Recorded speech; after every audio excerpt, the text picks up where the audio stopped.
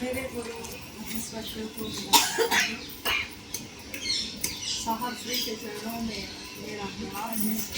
माननीय माता जी के चरणों में मेरा प्रणाम है और उपस्थित सभी गुरु भाई गुरु बहन के चरणों में मेरा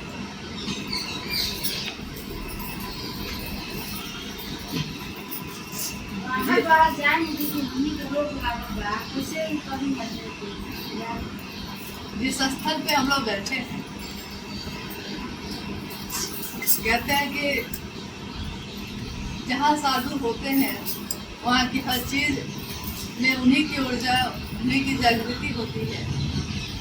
इस सीढ़ी 530 में हमेशा हम लोग के साहब मिलते रहे और इसके न्यूनतम व्यवस्था में ही शिव की चर्चा, साप्ताहिक चर्चा जो सोमवार को रखी गई पहले के तौर पे, ये काफी वर्षों से चल रही है।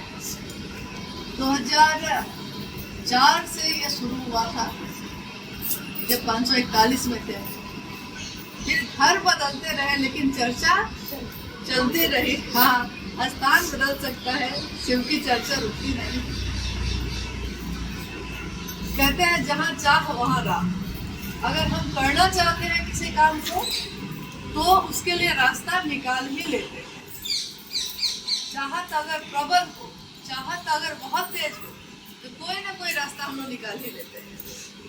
तो अभी जैसे मीना जी बोली कि बाहर निकलने पे रोक है, रोक नहीं है, कहीं भी रोक नहीं है। सिर्फ सुरक्षा को देखते हुए, मौसम की गर्मी को देखते हुए ये निवेदन किया गया है कि आप जो है बीच दोपहर में खुली जगह पे शिव चर्चाओं का आयोजन नहीं करें। लेकिन शिव चर्चाओं का आयोजन करना ही सिर्फ महादेव का काम नहीं होता है। महादेव का काम होता है आदमी का आदमी से बात करना। एक व्यक्ति जब दूसरे व्यक्ति से बात करता है तो इसमें अस्थायित्व होता है। हम फोन से भी किसी से बात कर सकते हैं। जब कोई उपाय नहीं है तो हम फोन से बात कर लेंगे। जब कोई उपाय नहीं है तो हम तो चलते फिरते रास्ते में भी बात कर लेंगे, ट्रेन और बस में भी बात कर लेंगे।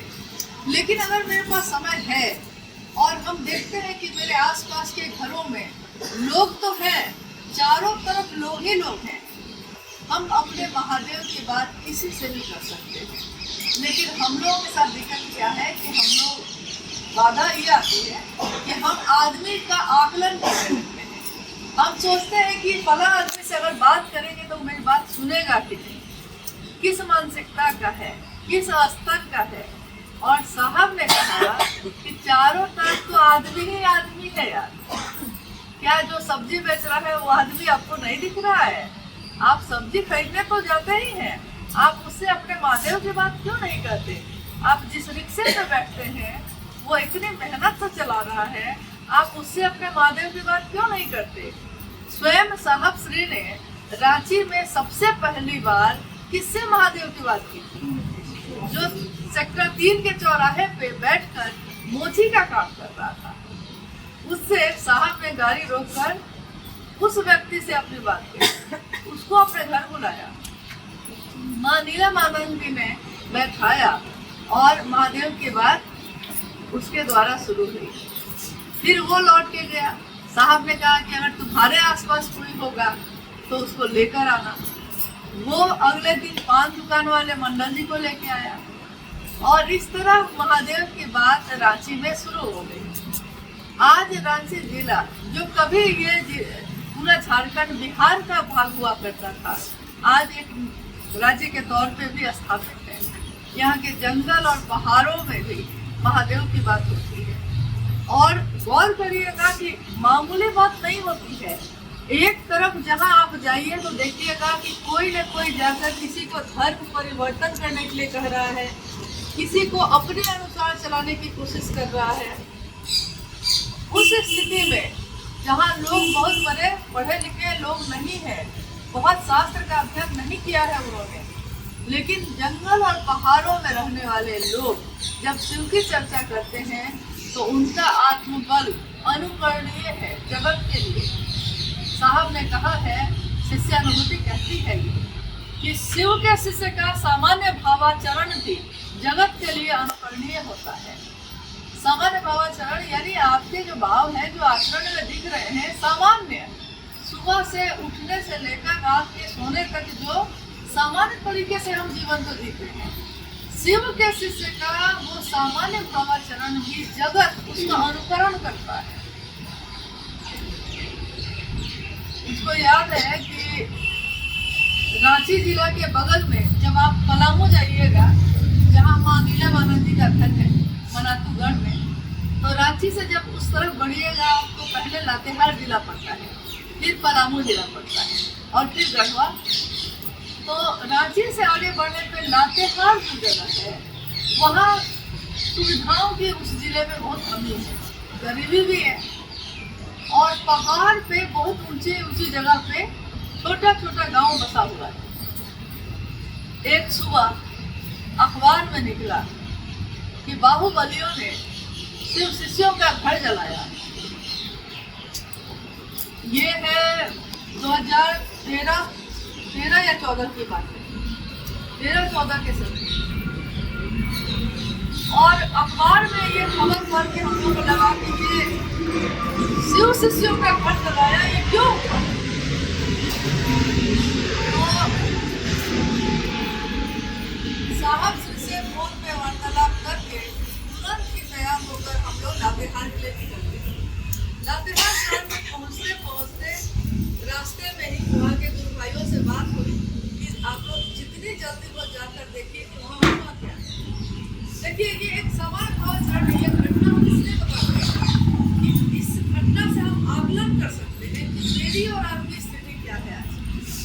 वहाँ पहुँचने पे हम लोगों ने अपनी आंखों से जो देखा, डीसी आवास के बाहर लगभग 100-125 के लगभग में लोग, बारिश का समय था, जुलाई अगस्त का समय था, बारिश हो रही है, और डीसी आवास के बाहर बाउंड्री वाल के पास नींगते हुए अपने बच्चों को, परिवार को अपने साथ लेकर खाली पांव, चप्पल तक नहीं, फटे पुराने कपड़े और भीगते हुए ठिठुरते हुए वो लोग खड़े थे। तब तक पलामू के गुरु भाई लोग वहाँ पहुँच गए थे और उन लोगों ने प्लास्टिक का शेड बना दिया था, खींचकर रस्सी से बांधकर, ताकि कम से कम बारिश का पानी सीधे उनके सर पर नहीं गिरे। जब हम लोग पहुंचे वहाँ तो प्रशासन के सारे लोग वहाँ जमा थे। वीडियो साहब ने कहा कि आप लोग के लोग हैं ये लोग, हम लोग की बात नहीं सुन रहे हैं। लेकिन हम लोगों ने पहले मामला समझना चाहा कि मामला क्या है। पता चला कि जैसे यहाँ के जंगल और पहाड़ में जो आदिवासी गुरु भाई गुरुवान रहते हैं, उनकी संस्कृति है, उनकी सभ्यता है, और ये लोग जो यहाँ खड़े थे, इन लोगों ने शिव को गुरु बनाया था, शिव चर्चा करनी शुरू की थी। जब महादेव का आकर्षण बढ़ता है तो जीवन की दूसरी चीजें अपने आप मन से उतर जाती है। तो हुआ ये कि शुरू में तो इन लोगों को दबाव डालते रहे, लेकिन एक ऐसा भी समय आया जब ये लोग बिल्कुल तैयार नहीं हुए। यहाँ तक इन लोगों ने कहा कि हम लोग पैसा उसमें सहयोग करेंगे, लेकिन हम लोग अभी सब काम करने नहीं जाएंगे। तब गुस्से में, क्रोध में उन लोगों ने आधी रात के समय इन सभी लोगों के घरों पे धावा बोला, आग लगा दी। आप कल्पना करिए कि बारिश का समय हो और आपकी झोपड़ी भी कोई जला देता है। आपके पास न कपड़े हैं, न आपके पास पैसे हैं, न आपके पाँव में चप्पल तक है, और मीलों चल के वो लोग लातेहार कलेक्टर के आवास के बाहर खड़े हैं कि कलेक्टर तो जिलाधिकारी होते हैं, हमारी बात सुनेंगे, और वो भी सुन नहीं रहा है। गारू प्रखंड की ये घटना है। हम लोग जब पहुंचे, हम लोगों ने उन लोगों से बात की और ये समझाने की कोशिश की, चलिए हम लोग मदद करेंगे, आप लोग आपस में समझौता कर लीजिए, क्योंकि घर तो नहीं छोड़ सकते ना, घर थोड़े छोड़ देता है लोग इतनी जल्दी। तो आखिर ऐसी क्या बात है जो आप समझौता नहीं कर सकते? तो ये जो गुरु भाई गुरुवान खड़े थे, इन लोगों ने कहा, आज भी उस गुरु भाई की आवाज या उसके शब्द आज भी उतने ही आता है। उसने कहा कि हम लोग इसके लिए तैयार थे, लेकिन उन लोगों ने कहा कि नहीं, अब हम तुम लोग को तब शामिल करेंगे जब तुम लोग शिव चर्चा छोड़ के आओगे, शिव शिष्यता छोड़कर तब हम लोगों में शामिल होंगे, तब हम लोग अब घर में बसने देंगे। और वो गुरु भाई ये बोलकर कह रहे हैं कि ये कैसे होता दीदी, हम महादेव को कैसे छोड़ सकते थे, हम शिव की चर्चा करना कैसे छोड़ सकते हैं।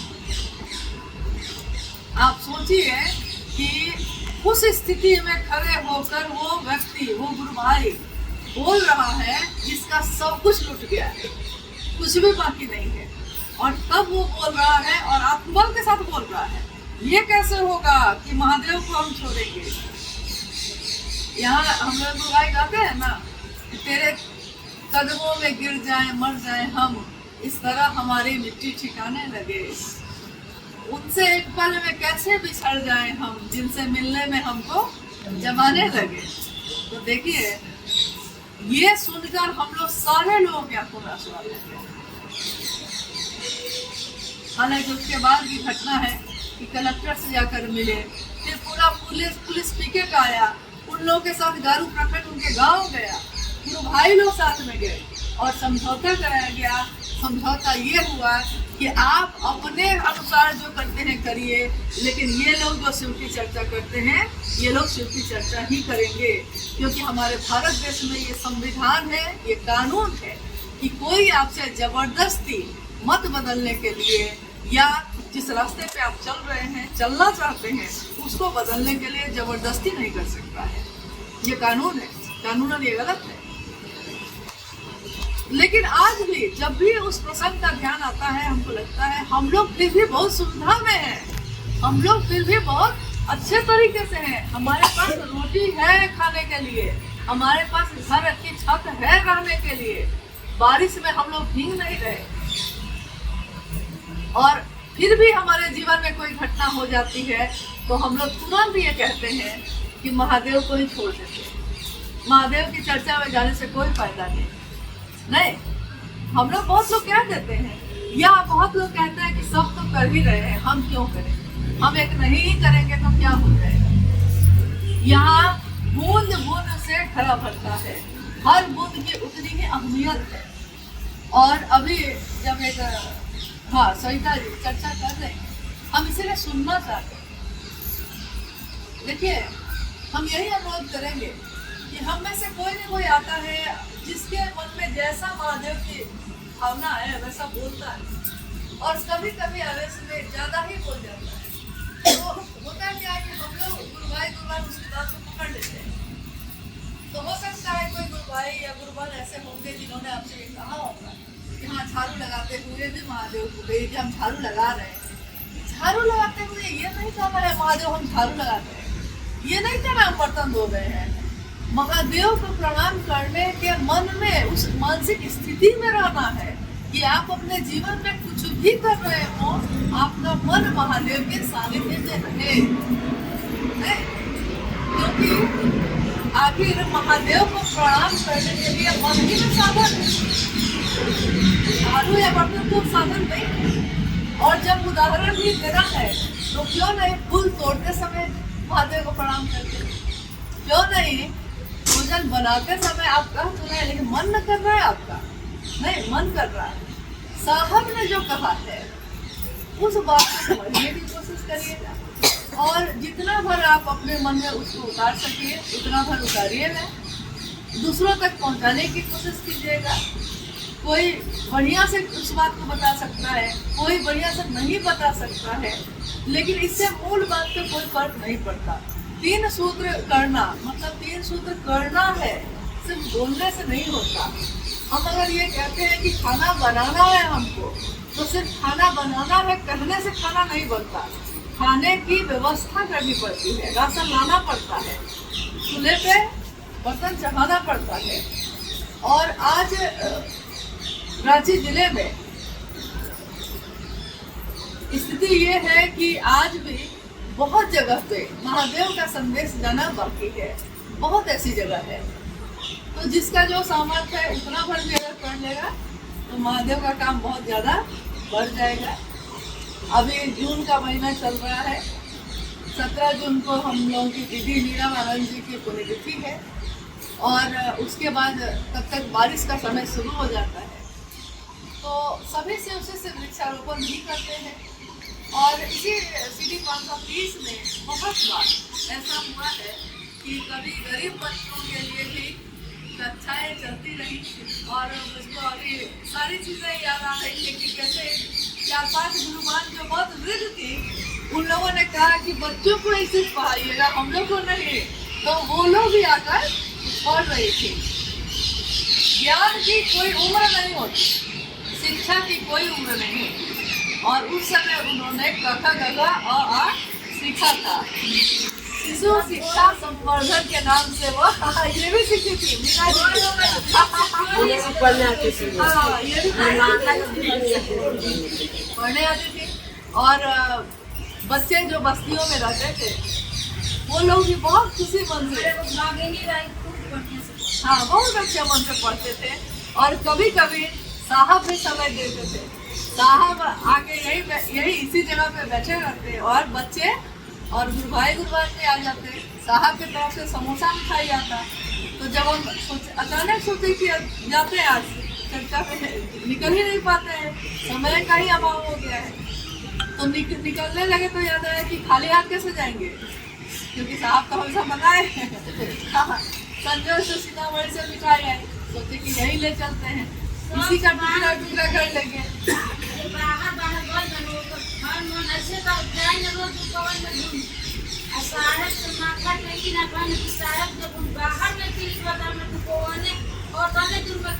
तो बाहर कहाँ का बाहर क्यों नहीं निकलते?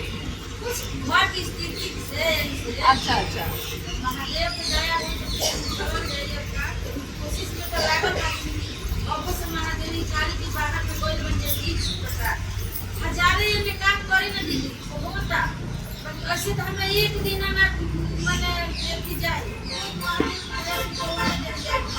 वो जो महादेव से दया मांगी ना, मुड़ी पटकी ना, अब वो जावे तो कम से कम एगो सारी फिट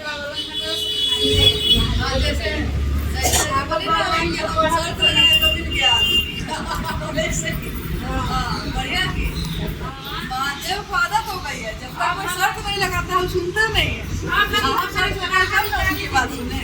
हर चीज हमने कहते हैं कि आशीर्वाद के हम बाहर नहीं और हाथ नहीं दे दीजिए। देखिए साहब बोले कि जंजीर चाहे सोने का हो चाहे लोहे का हो, जंजीर जंजीर ही होती है। और हम लोग जो सोचते हैं ना कि हम घर में रहेंगे तो बच्चा बन जाएगा, घर में रहेंगे तो पढ़ लेगा, ऐसा कुछ नहीं होता है। अभी अब मेरी मौत हो जाए तब भी बच्चा बहुत अच्छे से पढ़ेगा। ये जीवन जो दिया है उसके लिए कुछ नहीं कर सके और जीवन भर दूसरों के लिए करते रह गए, इस जीवन का क्या लाभ? लौटेंगे तो कहते नहीं, बाबुल को यानी अपने पिता को क्या मुंह दिखाएंगे, क्या कहेंगे कि आपका नाम ही नहीं लिए, आपके लिए कुछ नहीं किए, बाकी सबके लिए किए।